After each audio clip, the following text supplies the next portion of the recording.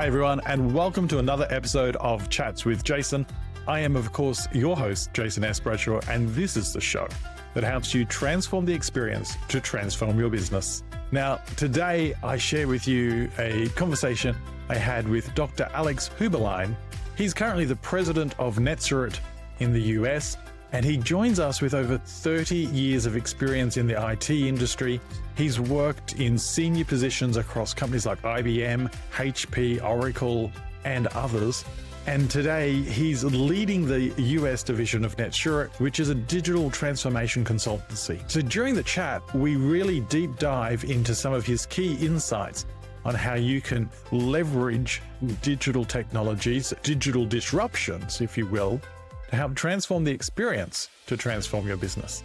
So without further ado, let's jump in to my chat with Alex Heublein.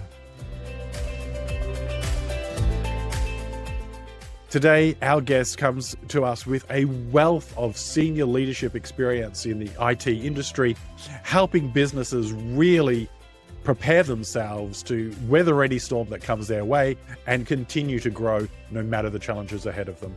But that's only the tip of the iceberg when it comes to his experience. Alex, thanks for joining us on the show. Thanks for having me, Jason. This is great. I really appreciate it. Now, Alex, I alluded to you having over 30 years of experience in the IT industry. Do you want to share with our listeners today some of your background? Yeah, absolutely. So I've been doing this for close to 35 years now. Started out very much on the technical side. So I wrote software for 25 years. I got a little bit bored doing that though, and then I kind of pivoted over to the business side. So I've worked for a lot of big companies as well as startups and everything in between. So it's been quite a journey, but I kind of made that pivot sort of mid-career and said, I'd really love to be able to take this technology and figure out how we can take it into more businesses, how we can use information technology to help our customers become more productive, to increase their level of adaptability. So it's been a great journey over the last couple, 3 decades. Yeah, working with companies like IBM, HP, Oracle, and Red Hat, certainly the who's who of technology. I'm sure, given your background, you would have seen significant disruption in the industry and some huge monumental flops when it comes to technology, and of course, some really great pioneering changes in the industry. Today, our topic is future-proofing your business strategies for resilience. Thinking about that topic, the first thing that comes to mind to me, Alex, is why do you think so many businesses fall behind when it comes from a technology point of view? Because I've found it doesn't matter whether it's the small business with, only a couple of employees, or I can remember walking into one large corporate role that I had, and their IT landscape was, I think Noah's Ark had better technology. Why do companies let it fall behind? I think there's a couple of reasons for it, right? One is for companies that have been around for a while, one of the challenges they run into is that they've adopted technology over many, many years. And if you go to some of these bigger companies, they've got one of everything, right? They were like, oh, this is the great new technology. We're going to go implement this. We're going to try it out. And so they've ended up in a situation where many of them have so many different and divergent technologies that it's very, very hard to change those, right? It's very hard to keep pace with those things. And I always tell people when it comes to things like adaptability and innovation, complexity is your real enemy. If your environment is so complex that it's been around since the Noah's Ark days, and a lot of companies that's actually the case these days, it's very hard to take that technology and change it as you go forward. It's harder to adopt those things. So I think that's one of the big reasons. There's an old joke about this, some people say that the Lord may have created the heavens and the earth in 7 days, but he didn't have to deal with legacy systems, right? So when you're doing it from scratch, it's easy. When you're a startup, it's a lot easier. Being a startup has its own set of challenges, but for a lot of organizations, just the amount of complexity they've built up over the years makes it very difficult for them to adapt and change because these systems were never designed to change. They were never designed to be adaptable. And a lot of companies take shortcuts. They'll look at something and they'll say, we're going to go implement this. And the IT guys would be like, okay, great. This is going to be fantastic. And then they'll say, hey, but here's your budget to do this. And the IT guys will come back and say, well, if they spend a little more, we could make this much more future-proof. And the CFO says, no. Look, here's all the money you have. And so they kind of dig themselves into a little bit of a hole. If they plan for the future and they design systems to be adaptable and be more flexible, then they've got the opportunity to make those changes at a much, much lower cost and much more rapidly in the future. But a lot of times people look at the bottom line, look, here's the money we've got to be able to do this. How do we do it at the lowest cost? And they're not thinking about 10 years from now or 5 years from now, we're going to have to change this technology. We're going to have to change these business processes. So they don't design them with a lot of adaptability and flexibility built into them. I think another trap that I've seen at least is that a lot of organizations go, well, we just need to start with it doing what our old system did. And so they don't realize any benefits. And then, of course, the CFO is going to be saying, well, we just spent all this money to get the same egg at the end of the day. So why should we invest? Talking to leaders out there who are perhaps the decision maker around making that investment, or, a member of the C-suite canvassing the CFO for that investment to be approved. Is there any hints or tips that you have for them around how to position the conversation so they don't fall into the trap of underinvesting up front and do build in that adaptability? When I have to deal with CFOs, I mean, there's two things they care about, right? They care about return on investment and they care about total cost of ownership. And it's really the latter, right? A lot of people get very focused on what's my return on investment? What's my payback period of a particular process or system or technology that I'm going to put into place? They get really laser focused on that. And too many times people try to focus on that when they're trying to sell this into the C suite. They'll talk about ROI. They'll talk about, oh, look, the payback period on this is only 9 months. What they don't talk a lot about is total cost of ownership.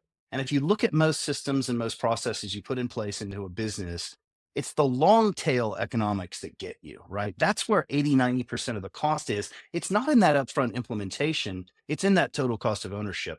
So you got to speak that language, right? You got to learn that term TCO and really hammer the TCO part just as much as you're going to emphasize the return on investment and the payback period. And I think that's something that not enough people do when they're looking at these investments and understanding how big that long tail is. Because it's hard to see out in the future. It's hard to say, is this system really going to be around 20 years from now?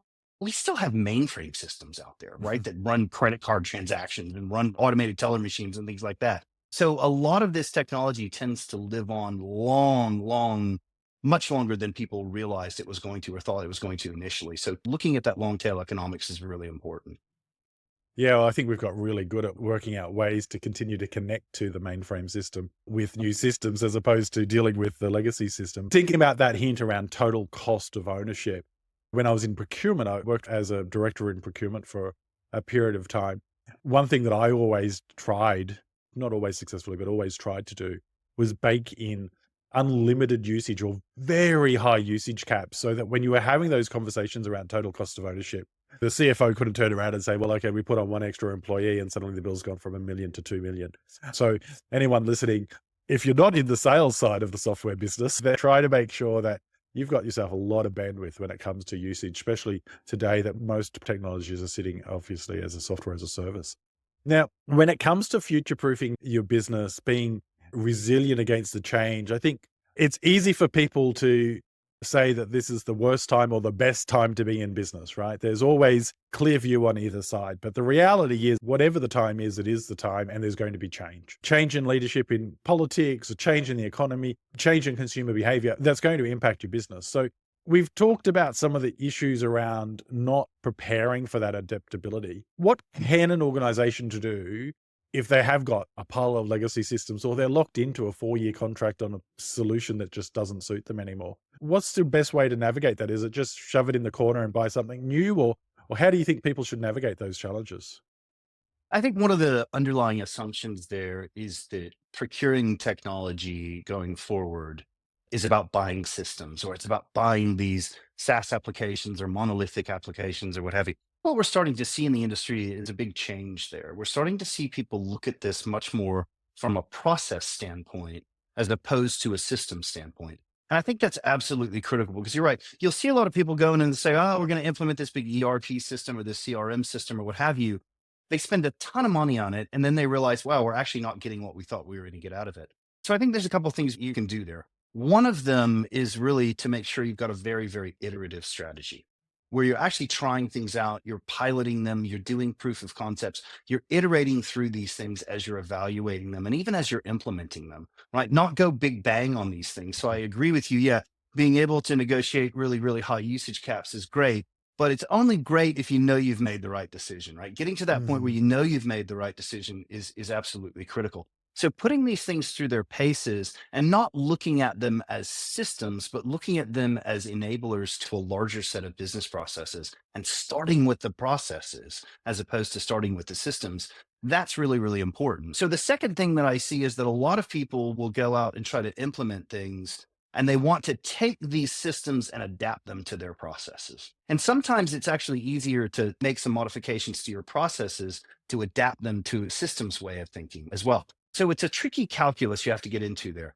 You want your processes to work in a way that's going to be the most efficient, the most productive for your business and supports your customers and the products you're selling out in the marketplace as well as you possibly can. But sometimes you have to say, you know what, this is actually good enough. And we'll be able to save a tremendous amount of money by maybe making some tweaks to our processes as opposed to trying to shoehorn every system into the process way of thinking. It kind of cuts both ways, but I think that's very, very important. And having this very iterative, very dynamic strategy where you can go in and you can take multiple technologies, put them together to achieve your needs as opposed to trying to buy a complete platform. I think these sort of monolithic platforms are on their way out.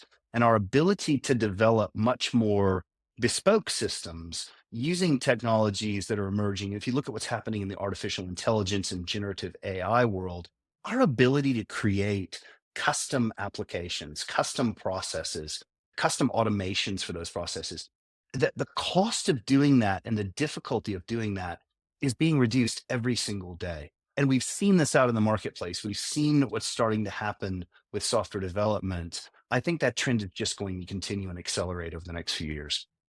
Yeah, some really, really good points there. I love the idea of testing and trialing, piloting concepts early because as opposed to the big bang approach, so many organizations think the big bang approach is the way to go, and then the bang happens and you go, "Oh, that's not quite the bang I was looking for." Exactly. Yeah, and all of a sudden your 12 months or 2 years of steerco meetings become nightmare meetings as you're trying to rescue the project. But the other thing that I took out of what you were just saying to us was it's about starting with the end in mind, having a really clear vision around what you are trying to achieve and then finding the software solution or the technology solution to help you enable that vision, as opposed to, well, everyone needs an ERP.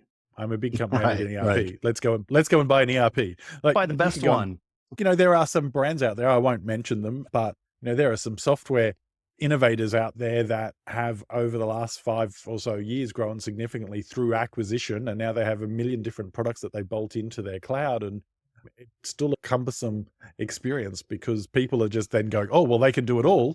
I'll buy it all, but not realizing that there's actually different technologies designed to do different things. And you've got to start with that end in mind. So Mm. that's really great. Now, it seems like I can't do an episode of this show recently without someone talking about AI and all the different elements of it. So, you are the tech guy, so it was bound to happen. Two questions based on what you said. First question should be fairly simple, and I hope that we're aligned on the response. But the first question We'll see. is AI going to just cut my workforce and allow me to automate everything?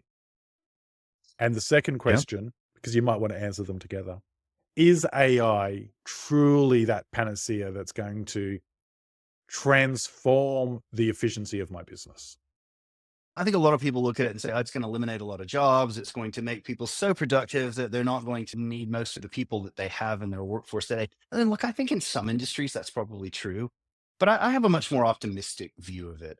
I don't think that we're going to get to artificial intelligence that can fully replace most knowledge workers anytime soon.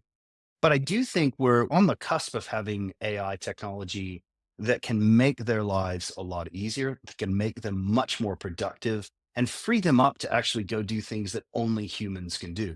So I view AI as something that is really about getting rid of a lot of the processes, a lot of the repetitive things that need to happen on a day to day basis.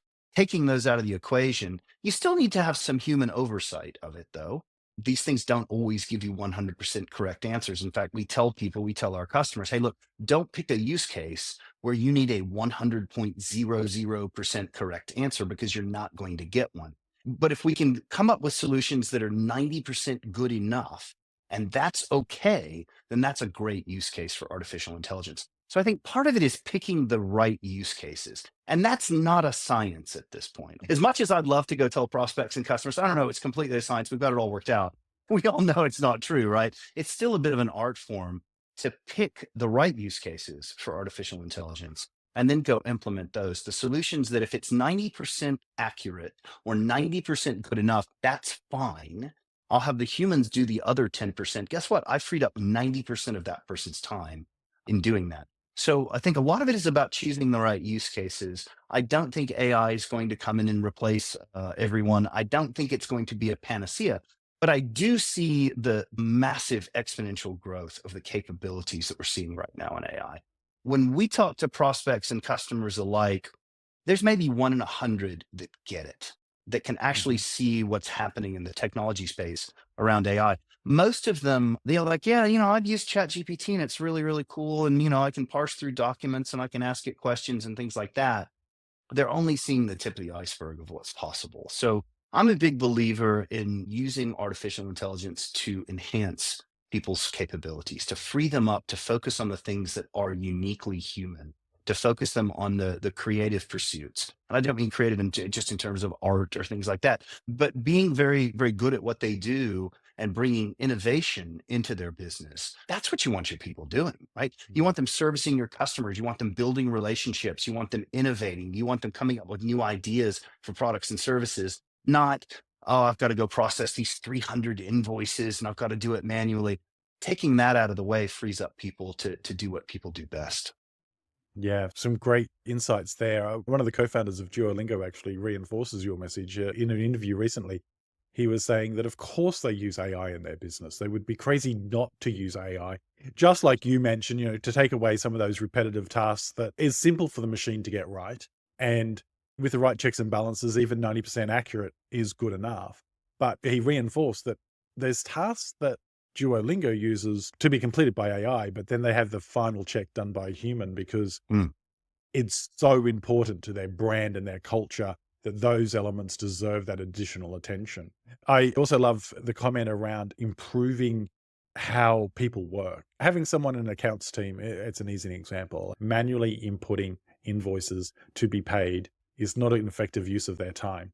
Having them interrogate those invoices, look for patterns is much more beneficial to the company. Making sure things are paid late or overpaid or underpaid, all those sorts of things are much more beneficial than sitting there keying in a paper invoice. So great there. And I think AI really allows us to spark curiosity. You know, go back 5 years, someone presents you with a report or a system generates your report, and it was difficult to say, what if this scenario had changed? Where with using AI tools, yeah, you would know better than me. You can give it 50 what if scenarios and then run into the problem of information overload. But it's that curiosity that it unlocks that I think is a real enabler for businesses. So great take there on AI. Where do you see technology going in the next 24 months when it comes to enabling business success? A couple of big trends that are happening. And I think AI is actually at the heart of a lot of these trends. So kind of going back to the idea of this episode, how do you future proof your company? How do you make your company more adaptable and more resilient? And one of the neat things about AI, when you think about one of the things that makes us uniquely human, is that we're unbelievably adaptable. We are the most adaptable things that we've ever seen in nature. We come across problems we've never seen before and we can work out how to solve those problems. We can create things completely out of nowhere, just thoughts in our head that we turn into reality. So I think if you think about one of the characteristics that has propelled us as a species over the last couple 100,000 years, it's not that we're the biggest, it's not that we're the strongest, it's not that we're the fastest, it's that we were the most adaptable species on Earth and we continue to be. So I think one of the neat things about artificial intelligence and machine learning is that it brings a lot of that adaptability to the table.